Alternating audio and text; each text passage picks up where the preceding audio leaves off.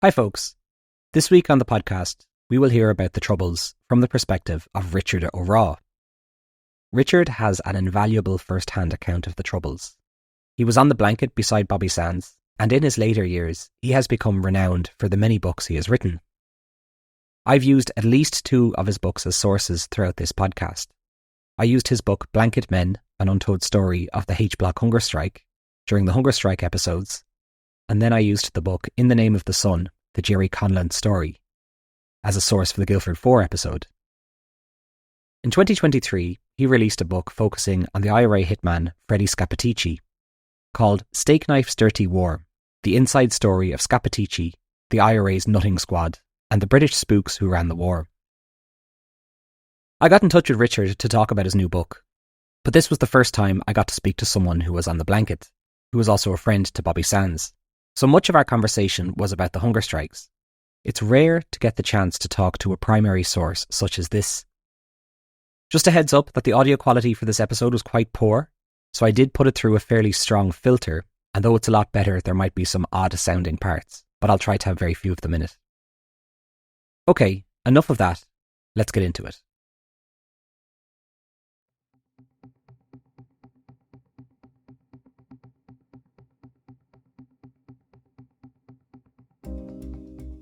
This is the Troubles podcast, a podcast which explores the violence and bloodshed that occurred in Northern Ireland, the Republic of Ireland, and Great Britain, as multiple sides and organisations waged a bloody conflict over the status of Northern Ireland. We kicked things off with Richard telling me where he grew up and a little bit about his family. Well, I was born and reared in the Lower Falls in Belfast, which is a nationalist area. We lived in Peel Street.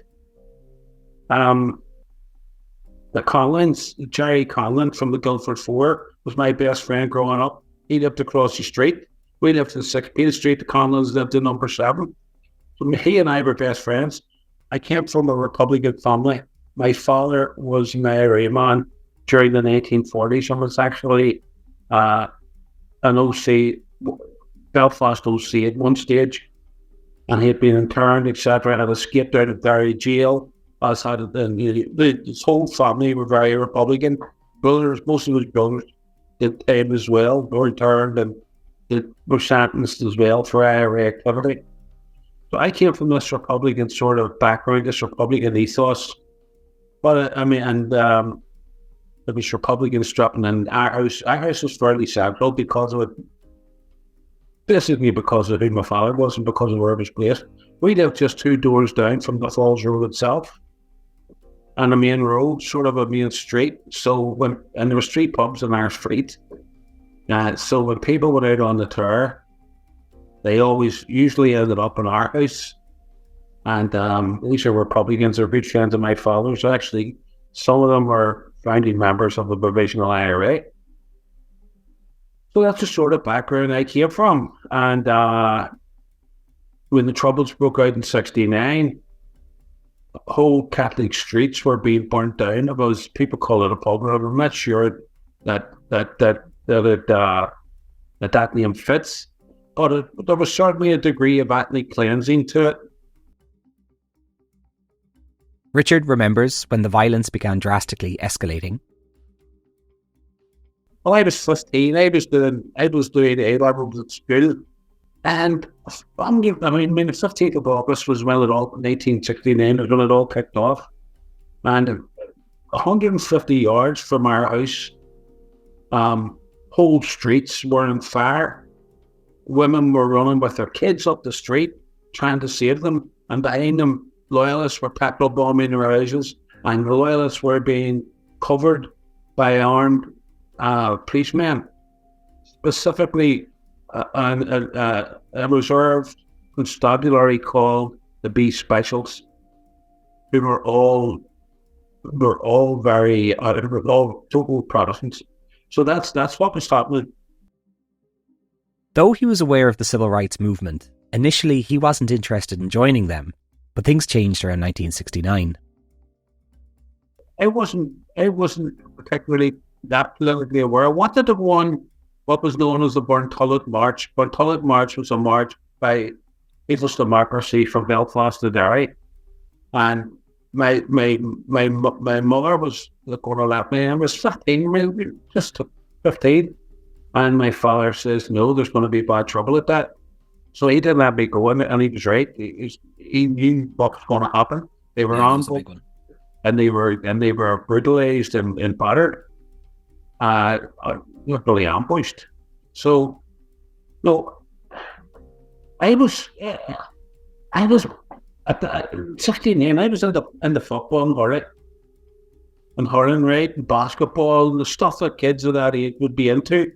I wasn't I was well aware of civil rights and the issues that were involved in it, and I had a great deal of sympathy for the civil rights marchers, and they were getting beaten off the street, and I was becoming increasingly aware that the state wasn't going to give civil rights, and they were going to actually utilise all their power to break this civil rights movement. And that's the way I seen it.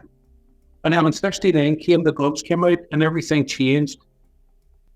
The guns came out, and the Provisional IRA was formed, and the people of Belfast that were leading it were, as they say, were people who would be calling it the Our House forever. I remember Billy McKee, Frances McCart, Leo Martin, guys like this. And they formed the Provisional IRA, and people flocked to it, but people flocked to it simply because, not because of any lofty idealistic reasons in terms of defending the Republic or anything like that. They flocked to the IRA primarily because, and particularly the Provost, because A, they were seen to be militant, and B, they promised to defend the nationalist people against the loyalist onslaughts. But people flocked, enjoyed it because they wanted to protect their houses and they wanted to protect their families. Well, I think one thing I've heard before, like if you were a unionist and you wanted to, push back against Republicans, join the army, you could join the police, or you see that sort of stuff. The nationalists couldn't go anywhere. There was no one they could join, bar paramilitarism, basically, the provisionals. Well, that's long and the short of it. Either you joined the provisionals, and well, you could have joined the officials, but the officials were seen to have let the people down, in as much that they didn't defend them in 1969. And they were leaning more into socialism and stuff, weren't they? They were leaning more into socialism. They had a more cross-community view of things. They were talking about the unity of the working class, etc., and a whole lot of Marxist doctrine, which sounded great, but was absolutely oblivious to the deep sectarian nature of Northern Ireland society. Particularly, trying to motivate the Protestant working class to join with their Catholic cohorts or with their Catholic neighbours to fight for a common good and for welfare issues.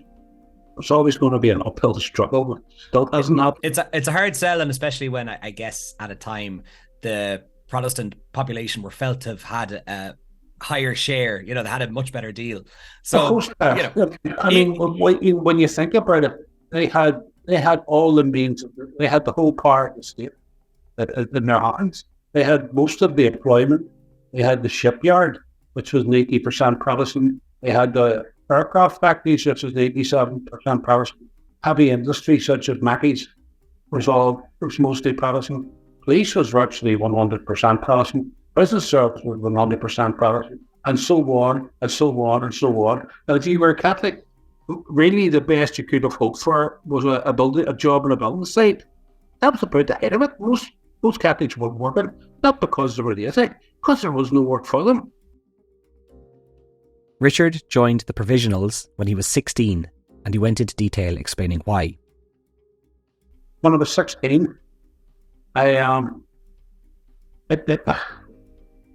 had as opposed to a lot of people, I did come from a Republican background. I had this Republican sort of pedigree, for want of a better word, right? I had read copiously about 1916 and the War of Independence, and the Civil War and all for that matter. So I was fairly well versed in Irish history, and my father had imbued this Republican sort of philosophy into me, and about all these great men, Pearson, Connolly, and all these guys. So I had a certain degree of Republican strain in me. And I think it was almost inevitable that I would have joined the IRA whether it was trouble or not. So I did join. I joined when I was 17. I tried to join when I was 16. I approached Billy McKee at a funeral. Billy McKee was my godfather, and he was the first Brigade OC of Belfast for the Provisional IRA, a founding member, and a legend on his own time in terms of, defending the areas, etc. And I approached him and I asked him if I could join the IRA, and he was happy to. He was a young man at that time. Took my name, told me I'd be contacted, and that's the last I heard of it. Right? So I never heard that for about 6 or 7 months. I then approached another friend of mine, he was since shot dead by the Brits, Jimmy Quigley. And Jimmy made the arrangements, and I joined the IRA just after my 17th birthday in around 1871. And was this around, were they as organised where was it the Green Book? You got Green Booked, or what was the colour? What Green Book didn't come in 1878. So it was basically they organised the IRA was basically organised all British Army lines. You had brigades, you had battalions, you had companies, and then so on. So that's the way it was. Sworn in 1971, I asked Richard about his role in the IRA, and he was quick to explain that he would not be going into detail regarding his activities. Well, I'm not going to talk about none of that. I'm not going to start going into operations, etc. Right? And I'm certainly not going to start saying that I was a service officer. I was in the IRA, right? And I did what IRA people did. I was a volunteer, basically, and took orders like everyone else, did what I had to do. Richard explained that life in the 70s as part of the IRA was incredibly chaotic, and he described to me his first internment. Definitely was chaotic. I mean, totally chaotic. I was in the jail like the usual. I used to say I joined the IRA in Easter 71, and less than a year later, I was on the mid-prison ship Maidstone, having been interned without trial. I was only on the Maidstone about 3 months because the British, by May 1972, had come to the conclusion that internment hadn't worked and that they needed to change strategy, and they were starting to have a whole waves, 50, 60, 70 prisoners at a time. So I was one of the ones that got out. 72 was a massive year for the IRA, for the whole troubles. Richard spent most of the early 70s interned or imprisoned by the British Army, then had a brief respite in 1975 before being arrested again in 1977 after robbing a bank. I was interned again. I got out in May 72, and I was back in October 73. I was in that pen for about 8 months or something, then I was released again. And I was only out 3 months, and I was arrested and charged with conspiracy to murder. And I beat that charge. That didn't stand up in court. And then I was out again. I got out, nothing enough. They were going to re-intern me for a third time. Desmond Bowl, one of the leading barristers, I refused to recognise the court, but I was getting advice from this leading barrister who had been my barrister before I dismissed him. And he said to me, I've been told don't even try to go out of the room because they're going to arrest you again, put you back in. like Internment for a third time. But luckily for me, the 75 ceasefire kicked in on the day that the judge gave his verdict. So I was released. It was out from then until I was arrested for robbing the bank in 1977. It's around about May 77. And I got 8 years, of which I spent 3.5 years on the blanket. This arrest would see Richard in prison as the protests kicked off. First the blanket protest, then the dirty protest, then eventually the hunger strikes. The blanket protest saw the prisoners refusing to wear their prison uniforms, as they did not see themselves as regular prisoners, but rather political prisoners. Richard explained what the blanket protest represented. Blanket protest was basically Republicans saying we're not going to wear prison uniform, which we called the monkey suit. We're not going to wear it. It's the badge of criminality. And that was the basic demarcation point. That was the point that says, right, you're not going to wear it, then here you have to a cell, a 3-year blanket, and you run the blanket protest. And that's literally the way it worked. Right? And the first one to be on it was a guy called Kieran Nugent. And he was called Heather. And he was called Larry, and nicknamed Heather. He was nicknamed Heather for a reason, because he was a very headstrong guy. And there was no better man to say, go and jump in the wagon, because I ain't wearing your prison uniform. His words were, you're going to have to nail that to my back. And with that, the blanket protest started. He explained that going on the blanket was completely voluntary, and many Republicans didn't do it because they wanted to get out of jail.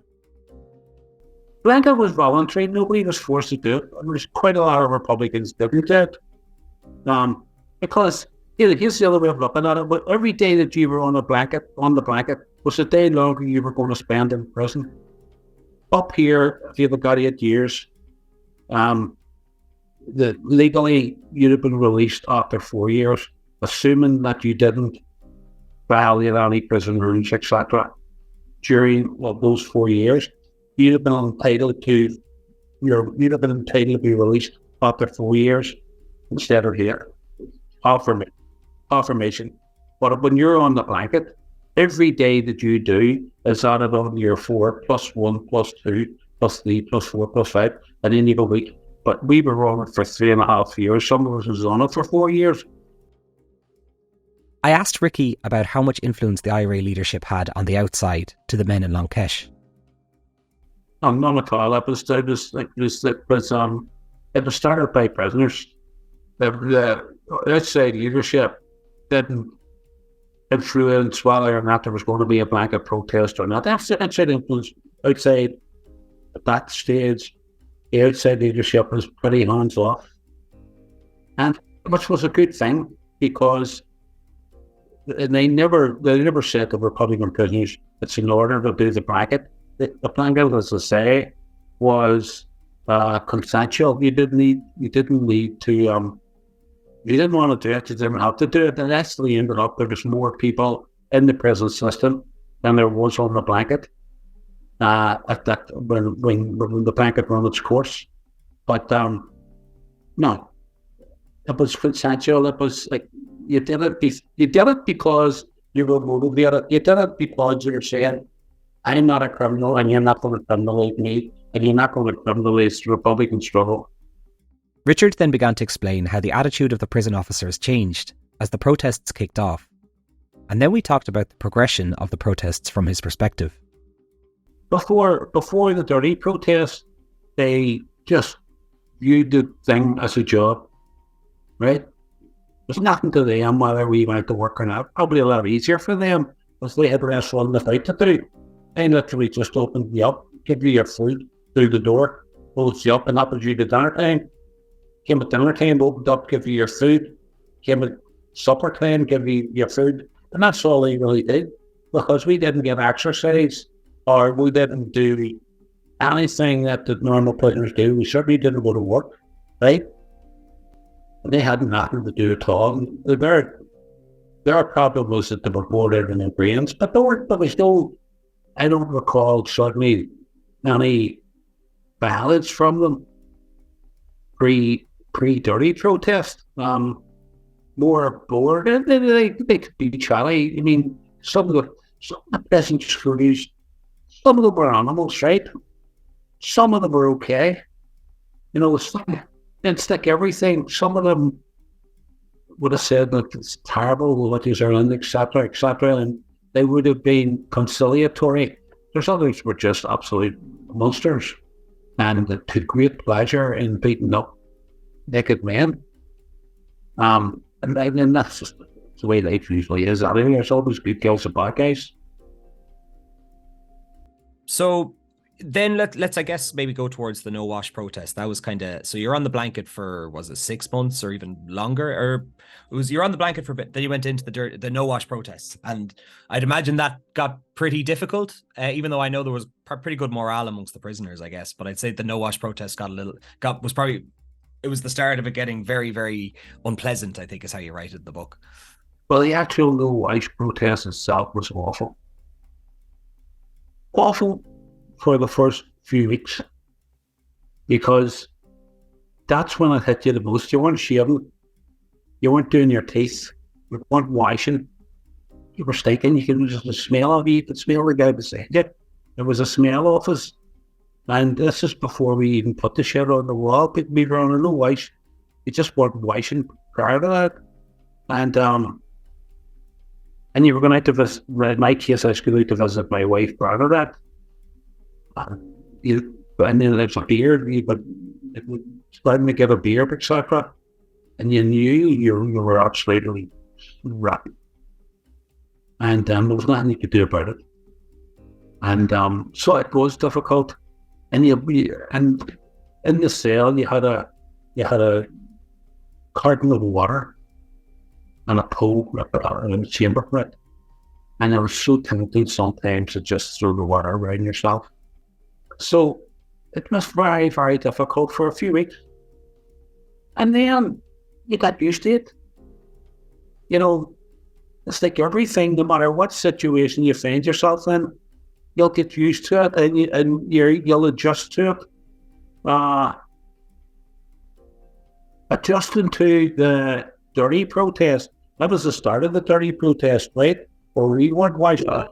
What was the turning point then at the end of the no wash? Was this something that you all just decided on in the cells? Okay, lads, this isn't working, or well, not this is working. We need to take this the next step. Was that kind of where the dirty came in? The decision making process was down to Brenton Hughes, aka the Dark. The Dark had been sentenced to 10 years for a fracas up black hat political status up in the cages. There was a whole lot of Republicans up at the other end of Long Pish who had political status. Political status didn't end until the 1st of March 1876. You were sentenced before that, you had political status. There was trouble with the screws, and he got 10 years. And he ended up on the blanket, and he became OC. And he had read about this guy, Jimmy Boyle, who was a Scottish prisoner, who in Berlin jail had gone on a no wash protest that actually put the excretion shit on the wall and on himself. And he read about this guy, and he was totally aware that we were going nowhere, just laying on ourselves. We're going nowhere. We could hurt the British. And he says, we're going to have to do something very dramatic and very drastic if we're going to bring any attention to this situation and try and get some sort of campaign going on the outside. And that's what he came up with. He came up with the no wash protest. The movement portrayed it as something that was consequential. It actually wasn't. It was planned. The movement had to say that the screw when we threw the piss out the door, they pushed it back in again and stuff like that. They did do that, but that wasn't the reason for it. If they were dark like this thought out, he knew where he was going with it. And I know, because I was in the cell for 8 months during the protest, and he told me this. So he was the person who decided, right, we'll let waste for 3 or 4 weeks. And then after that, we're going to escalate the protest. We're going to start putting our shit on the wall. and our piss out the doors. And that's what we did. And we racked the cells. We racked any furniture in the cells. We smashed the windows. We punched holes in the walls. Right? We just absolutely destroyed the place. And consequently, we ended up laying on mattresses on the floor, but our piss out the door and our shit on the walls. And how did you adjust to that? You know, like you said, you got used to the no wash protests after a couple of weeks. Like, was this completely different, or was this the same after about a week? This sounds like it very difficult to get used to it at all. You know. Well, originally, believe it or not, there was a great feeling of euphoria, because here we were actually fading back. We weren't just lying there, getting old, getting indolent, just lying there like as if we weren't human beings. We were fighting back. We were fighting the system, and that was reflected. And then the Screws's attitude, they became far more violent. For a start, they had to move us every 2 weeks out of the dirty cells and the clean cells, right? So yeah, that would have meant a wing move from, say, there's four wings in the H, A, B, C, and D. So you'd maybe have to move from D wing to B wing, and this would have been taking you out individually and moving you across into the clean wing. But in the meantime, they'd have done searches, they'd have done anal searches and stuff like that, and they invariably get the crap out of you. Now, not all the time. That would be wrong, that wouldn't be fair, but they did. There was times when guys get terrible beatings. And, that was one of them. Another one was on visits. And all I mean, right, it's three. You always got a beating on the way back. Never got the beating on the way out to the visit. But on the way back, it was put in for you, you got your beating around. So they're kind of, they started to change a little bit with the dirty protests. They started to kind of get a little bit more violent then. Yeah, I think that was policy. I'm of the opinion that the NIO says, don't be soft on these boys, let them know that this behaviour is unacceptable and we're not going to accept it, and we'll cover for you. So they like bananas. They literally smash people up left, right, and centre. And did the searches, etc. You were helpless, you were naked. And there was at least 8 or 10 of these guys all around you with batons, and they're lying in you, like smacking you about the legs and the arms, never beat you around the face, stuff like that. But your arms and your legs always better. Bernadette, Richard's wife, was suddenly faced with raising and supporting their young daughter alone, and we began talking about her relationship to the Republican movement. Bernadette wasn't a Republican. She didn't know anything really about Republicanism. I don't know if you ever seen the documentary, Once Upon a Time in Northern Ireland. Bernadette and I are both in it, and she explained very succinctly her approach to the whole thing. She felt outside of the whole Republican thing completely, because she wasn't a Republican. She didn't understand it. She didn't understand why I was prolonging my time in jail by being on this protest, right? As far as she was concerned, she was an 18-year-old girl. We were only married 6 months, and I was away to jail. We had one little girl who was an infant. The Bernadette had her on her own for 6 years. And she couldn't understand this, and she was the breadwinner, she was the mother. She was trying to be strong for me. And because she wasn't part of what we would call the Republican family, she was seen as an outsider. And to an extent, she was not ostracized, that's too strong a word, but she certainly wasn't, she didn't feel the comfort. Yeah, well, it's very hard to understand what Republican circles if you're not a part of it, Yeah. And do you think were the Provisionals looking after her a little bit while you were in prison, or was somebody looking after her a little bit, or was she totally on her own? The way. Totally on her own. She got a fiver. I think she got a £5 PDF every week, and that was it. Other than that, the people who looked after her were her own family, right? And nobody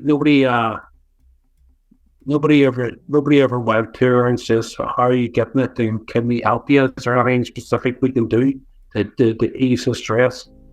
There was none of that. That didn't happen. Yeah. Jeez, I'd say that was, well, for you as well, missing 6 years of your daughter's life. I'm sure you've got to make up for it since, but I'd imagine that'd be quite tough for you in the cell, you know. Well, it was awful. My daughter didn't know me. How could you? Yeah. In this guy once a month, this monster coming out. The beard grew very quickly. I ended up with the beard away down on my belly button, a big, massive ginger beard. I look like something from ZZ Top Plus. And you know, and repelled, absolutely repugnant. You know, stinking. And Bernadette speaks in the documentary about having to kiss me, and the breath was putrid.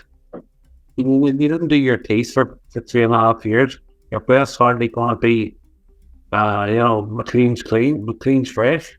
So sounds like you found a keeper there if she's willing to kiss you. Well, you have to kiss me because we were always given over orange communications. Yeah. Though this protest was indeed miserable for the men, Richard has many fond memories of his time spent with them, and there were some fun times. But it was very, very stressful for everyone concerned, for a lot of pain. That said, that the actual protest itself had its highlights. I mean, the guys were great. I mean, I was in the cell. I was in some fantastic fellas. I was with like Tom McAwee, who died in hunger strike. I was in with Bobby, right? I was in with Brendan Hughes, you know, Colin Scullion from Belfast, you know. I was in with some great guys, and the crack was knee-deep between ourselves, like, and Tommy McCartney's another one. Anthony McIntyre. These were great fellas. If you're going to do 10, you couldn't have a better bunch of guys to do it with. Yeah, it certainly sounds like it, Jim. And we knew that we had to make the crack, or else you end up cracking up. The mentality in the head is where you need to keep strong, I think, in this case. And that's where it was. And on top of that, one of the most important things that we had was the Gilga. There was Gilga classes ringing on all the time at different levels. And that was one of the driving forces, because it gives you something to do. I mean, if somebody gives you 20 words to learn for the next day, right? You would learn them, right? Because you read on the wall would be that lead, right?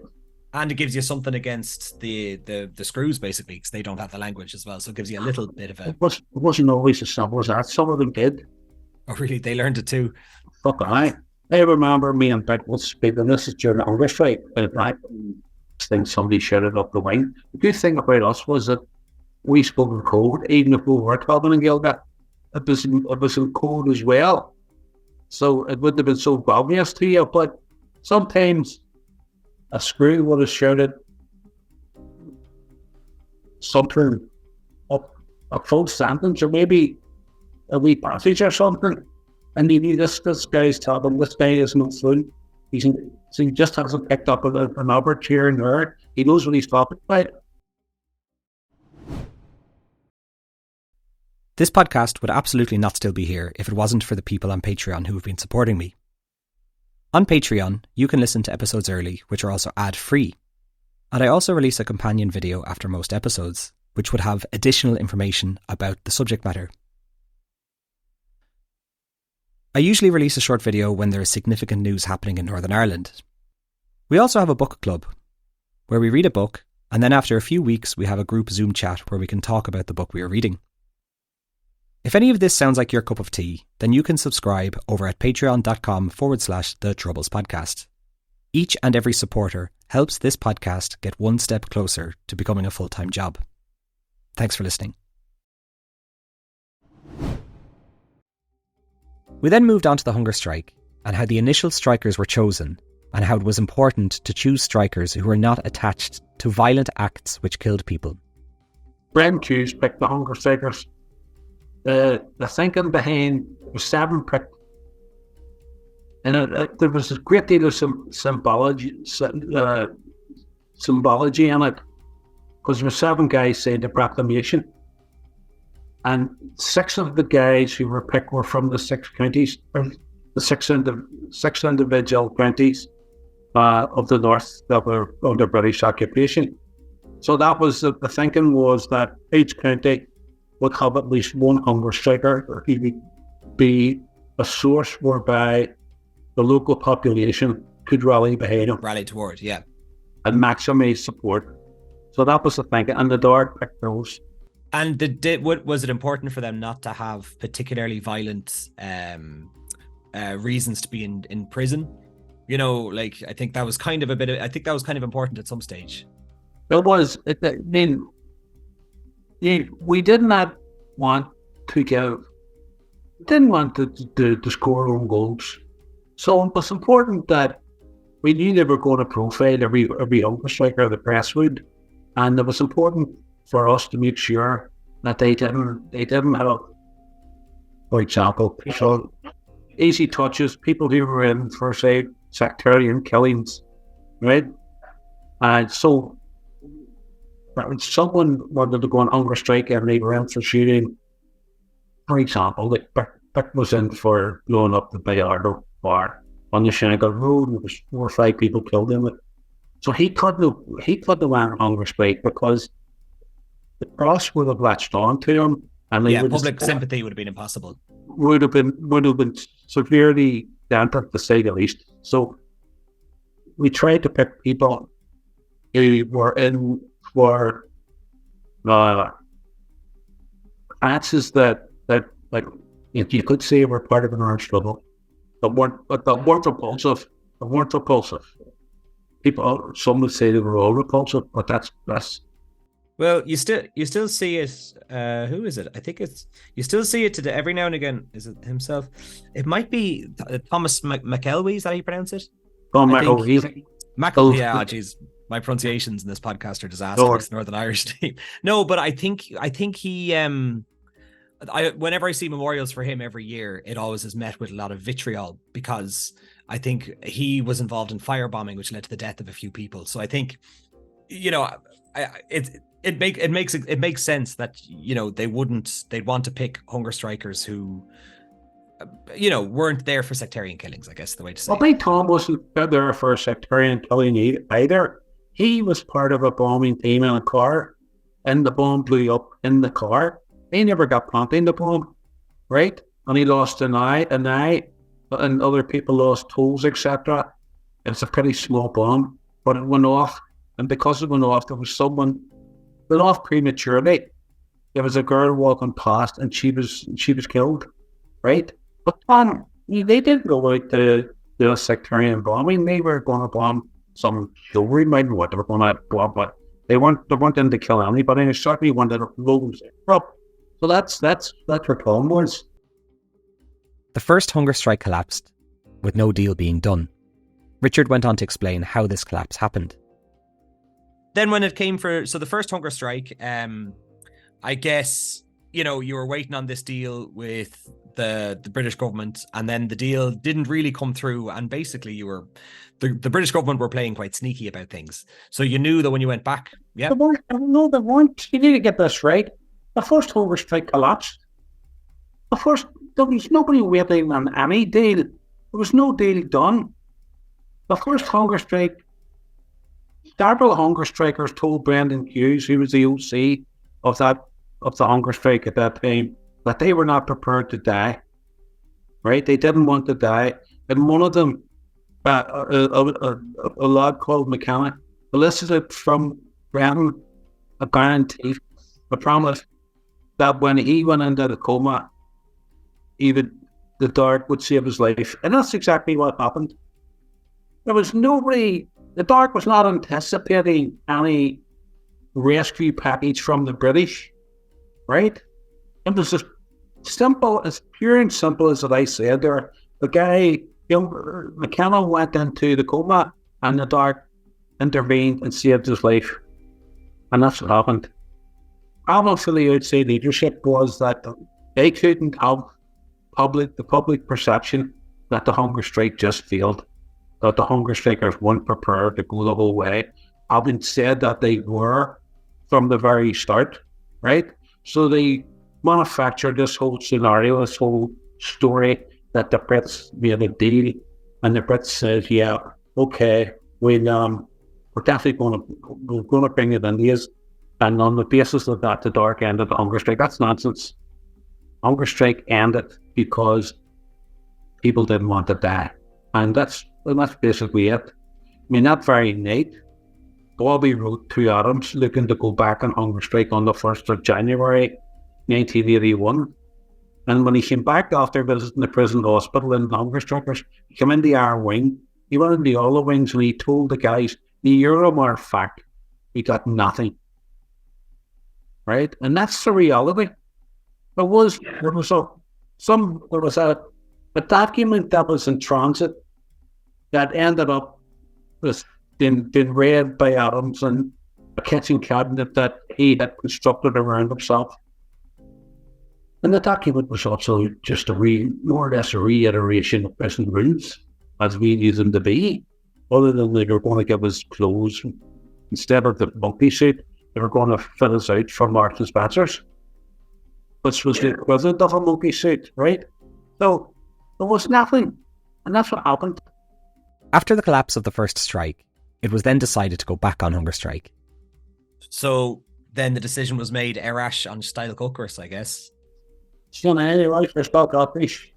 And that's exactly, those were exact words that were said on the 19th of December, the day after it ended. We were at the discussion out the door. Bobby, McFarlane, myself, a guy called Jake Jackson, and a guy from Tyrone called Pat McMullen, who's very militant.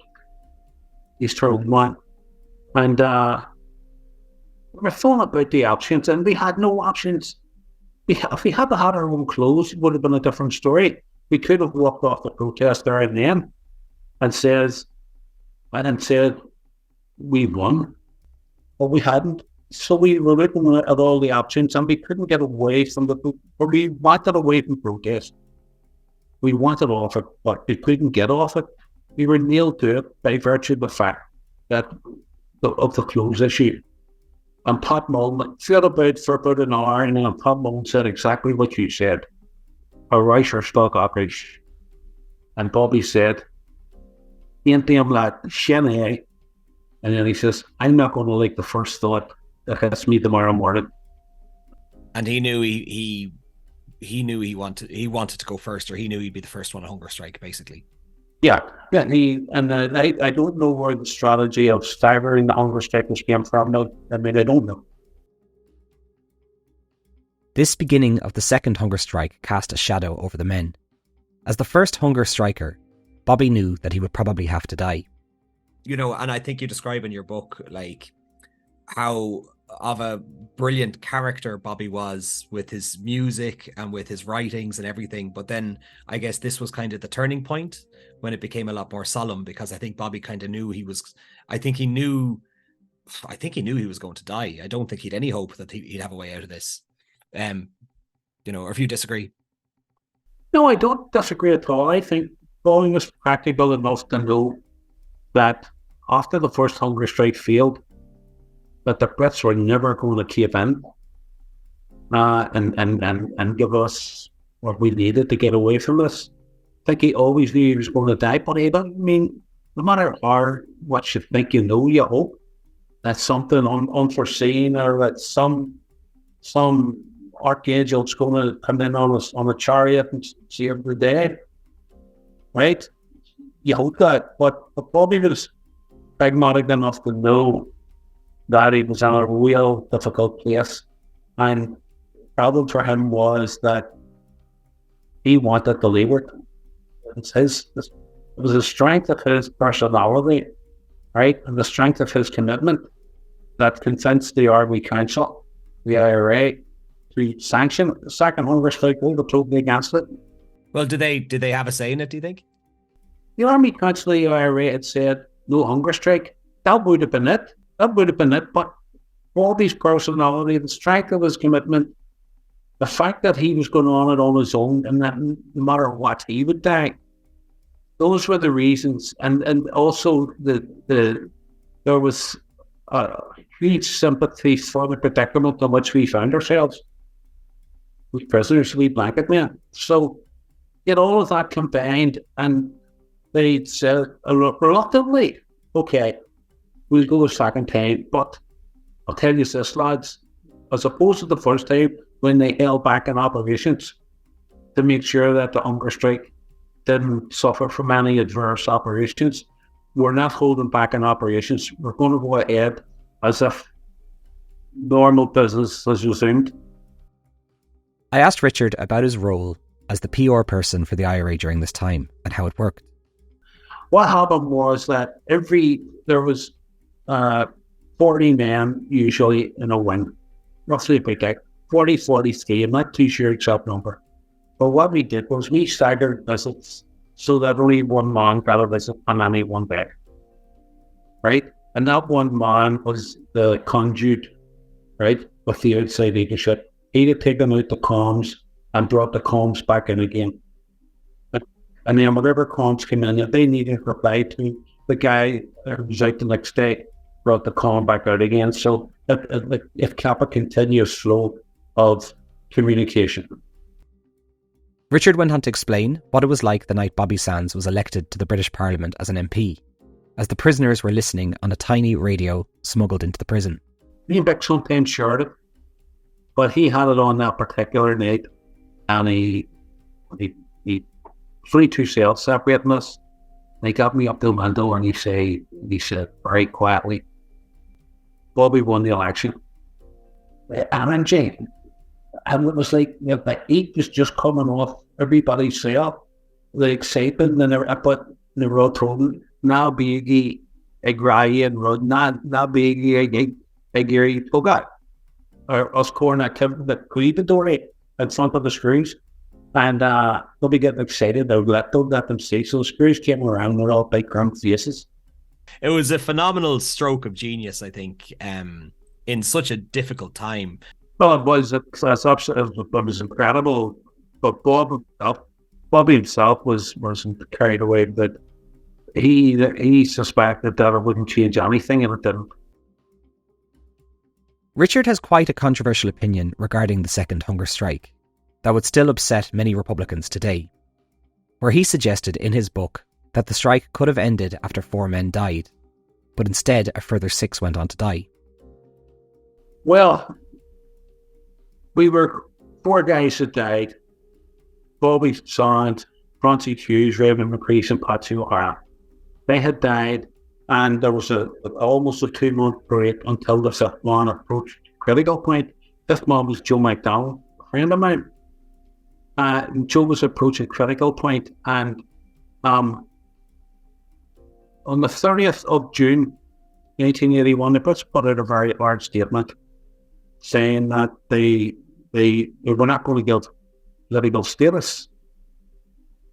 And I was PRO at the time, and I mean, everybody was depressed that there just still didn't seem to be any movement, even though 4 of our people were dead. Now, we only went as far. We prisoners did not anticipate that Joe would die. If Hardy came to Hardy, we were going to call it off before he died. But this hard statement came in, and I said to Vic, we need to answer this. We need to come at this from a different way. He says, what do you mean? He says, look, leave it to me. Let me work on something here. He says, go ahead, that's your job. So I worked on what became the 4th of July statement. Must have spent 3 days on it. And then I took a totally different approach. I never used the term political status. And that was deliberate. Because political status, the connotations of political status is that we are elevated above all the other prisoners, right? Because we have political status in our ordinary terms. And it struck me that no matter what concessions the Brits give us, they were going to give them to everybody to make sure that we couldn't claim to be elite prisoners. That was just common sense. So I said in the statement, any concessions or any innovations that are made in the prison regime should be for all prisoners. The prison regime should be a liberal regime where everyone has their own clothes. So you are offering an olive branch or maybe a peace offering or something, if that makes sense. Yeah. Absolutely. That was it. I was going beyond the jargon. I was saying, actually says, there seems to be a misinterpretation. There seems to be misinterpreting what we actually want. We're misinterpreting anything, but that's just what I put out. I says, whatever we get should be for everyone. And I laid out the 4th of July statement. I think there was 14 points on it, and it dealt with the demands, and it dealt with various issues that had arisen, and it was released within hours. I mean, I'm talking about 2 hours or something. Contact was made between an intermediary called Brendan Duddy, who was known invariably as Soon and also as the Mountain Climber, and a kitchen cabinet that had been formed to monitor and help with the hunger strike on the outside, and Duddy sent a set of proposals to McGuinness, give them to McGuinness, who brought them to Adams. Then the proposals included that all prisoners in Northern Ireland would have their own clothes. And there was also other proposals as well. The one thing that couldn't be fudged was our clothes. They had them or we hadn't.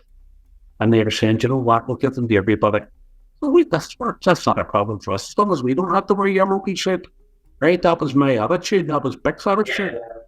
And they were saying, we'll give you X amount of 50, 30% or whatever it was in lost formation back, and we recognise education as work.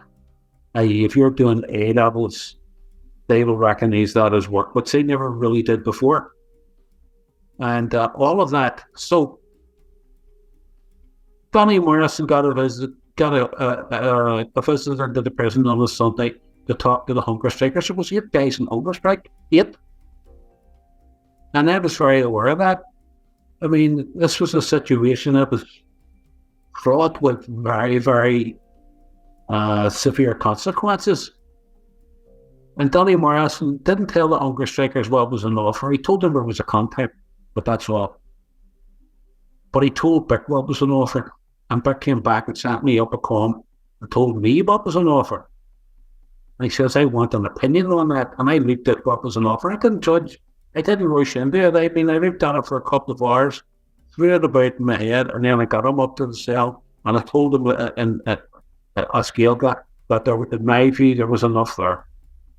Honorably ended, right? And he agreed with me. And he sent word out to Adams saying that we believe there was enough to end the hunger strike. And a call came back the next day saying, we're surprised that you think there's enough in this, because we think more is needed. We don't think that what's on offer warrants the death of 4 hunger strikers. We were really arguing with the Army Council of the IRA. We were getting told there's not enough there, right? And then, in those circumstances, you tend to rationalise things. You say to yourself, whoever takes the first offer in a negotiation, maybe there's a better offer coming down the line. You don't know. So, but the reality was that column usurped the authority of the prison and from the prison leadership. And from then on in, the hunger strike was effectively run by kitchen cabinet to a degree that neither Bick nor myself were even given sight or told about what communications were taking place between the kitchen cabinet and the British government. Not only that, the code didn't tell the rest of the Army Council that there was even a contact, and they didn't tell the hunger strikers the extent to which the British were prepared to go. None of them ever knew what was an offer. Actually went into the prison in August, met them, told them I could walk out of here and declare that this hunger strike's over. and there'll be no reflection on yourselves. We didn't do the saying, guys, we didn't offer here in early July before Joe died. We just could have had your own clothes. You were all the various stuff. He never told them that. He told them there was nothing on the table. He'd be a devious man, I'll tell you.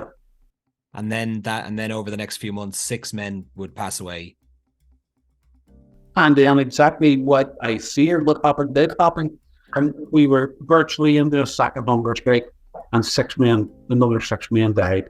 He shouldn't have died, in my view. This hunger strike should have ended before Joe McDonald died.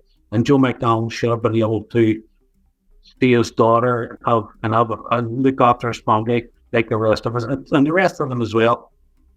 Richard was released from prison in 1983. I asked him, did he stay in the Provisional IRA after that? I would have stayed in. I mean, I was a very committed Republican. I was a very committed IRA volunteer. I believe that the British had no right to be in Ireland, and the Irishmen had every right to use whatever means necessary to get them out of Ireland. But had you lost faith in the IRA leadership, or was this some stuff that you didn't find out till years later? Some of this. Here's the thing, Ocean. Sometimes when you're in these situations, you don't always see it for what it is. You don't always have time to analyse things. And I got out, and within 2 weeks, was at my door with another guy. And what they wanted me to take on Danny Morrison's job as the PRO of the movement for the Westminster election that was coming up. This was the first time I was ever elected. So I did that job, right? And I also did it for the local elections, and Danny was down in Mid-Ulster and got elected, I think.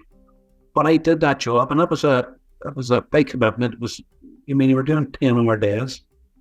But I was still a Republican. I was going to do whatever I had to do to help. I wasn't saying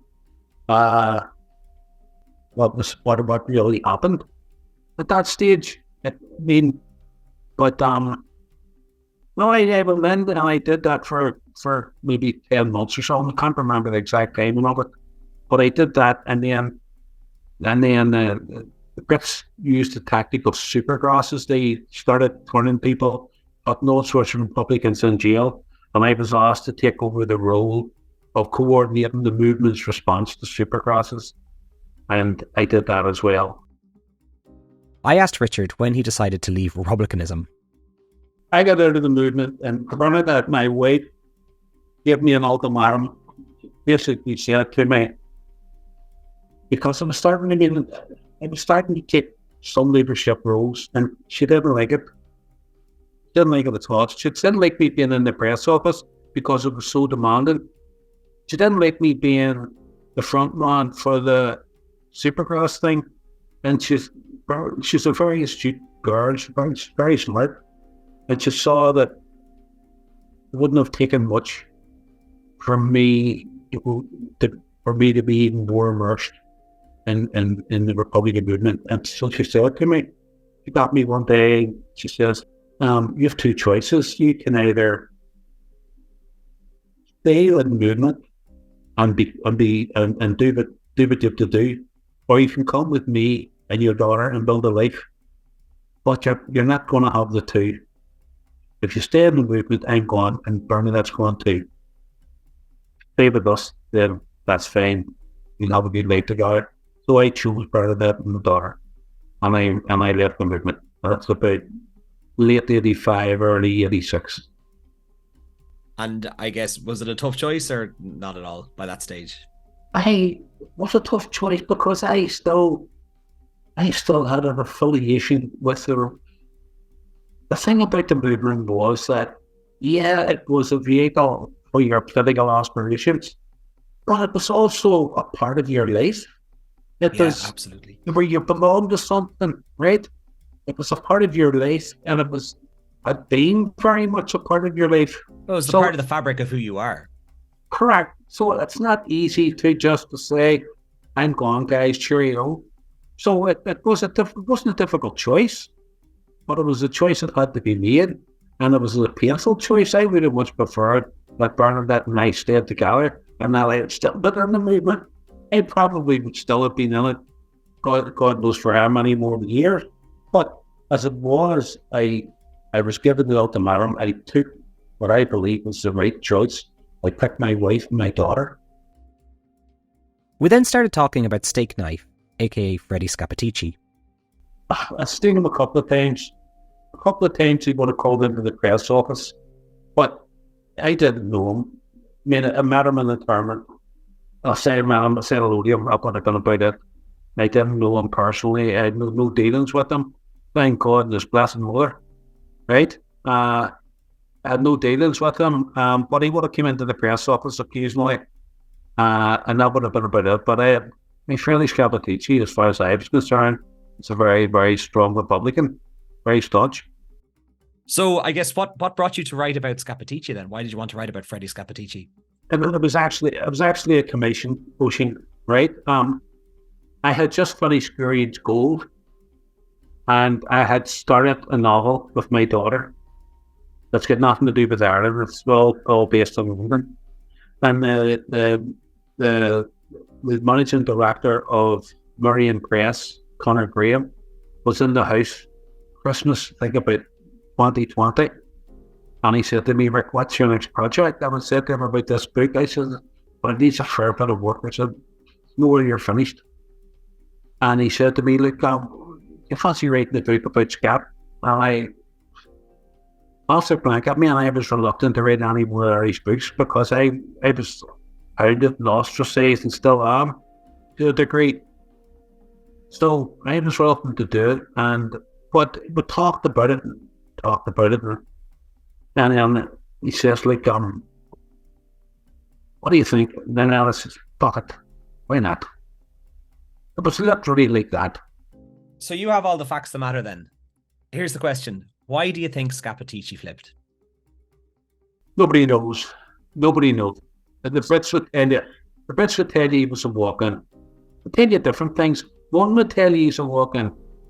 That he just walked into the barracks one day and says, guys, I want to work for you. This was a very strong Republican, right? And at the back of virtually all conversions from IRA to working for the other side is the word blackmail. They invariably, the Brits found a weak link in someone's personality, something by which they could blackmail them into working for them. Is there, now I should have refreshed this because I did an episode on this 2 years ago, but was there rumors that Scappaticci might have been sexually in a bit of trouble, like I don't know, pedophilia or something, or I can't remember.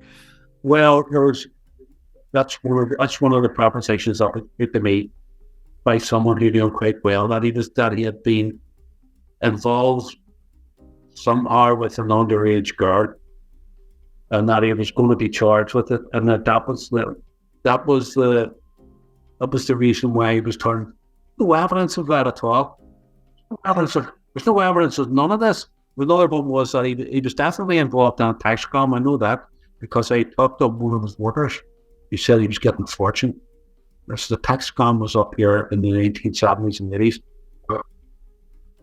whereby you were given a virtually a blank checkbook, and at the end of the year you paid your tax, and you could put anybody on the check on your book that you wanted. So you could add 30 workers, and you'd have been charging them tax, and you're supposed to pay that tax at the end of the year.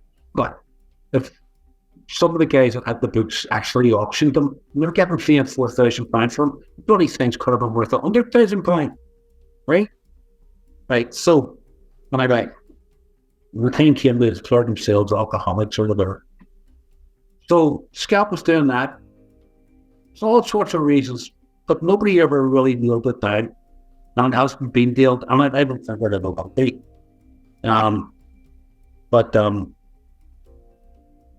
He was an interesting guy.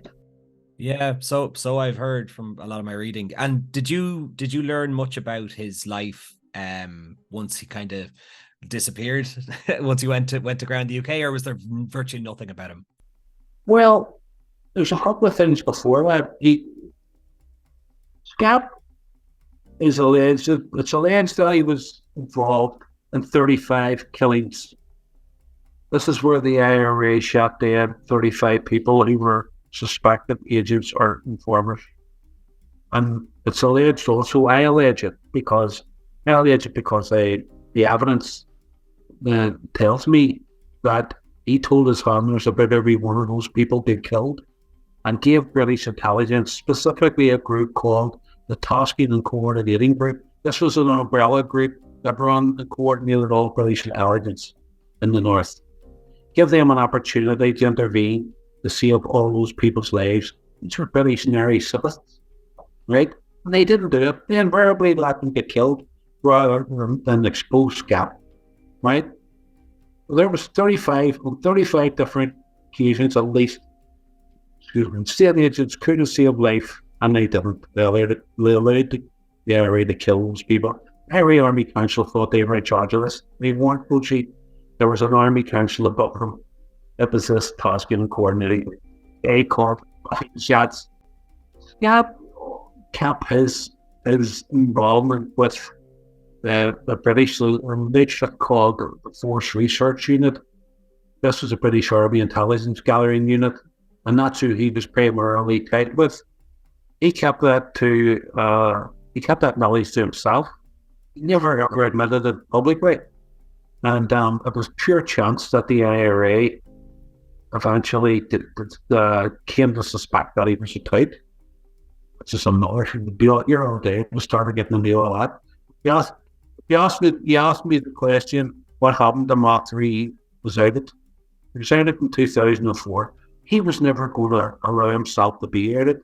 He had already been outed in 2003 and had sat tight and had been interviewed and told reporters, bring the families to me and let them look me in the eye, and I look them in the eye, and I tell them, I did not murder your sons. I am that Stakeknife. And he was prepared to go nowhere. He was prepared to brass knack it out and just That's sit. pretty stubborn, yeah.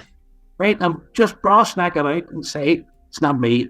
Until a girl called Sylvia Jones, who had been in Ireland in 1983 with the coup report team who were investigating Martin McGuinness. And Scap gave her an interview, and in that interview, he named he helped McGuinness. He gave all sorts of information about McGuinness and about the Ireland, the IRA's England department. These are the guys who put jobs in England. So she had him in tape, and he was just brass knacking away. And she says, "It's not me, bring the families, etc." And she just says, "Fuck this."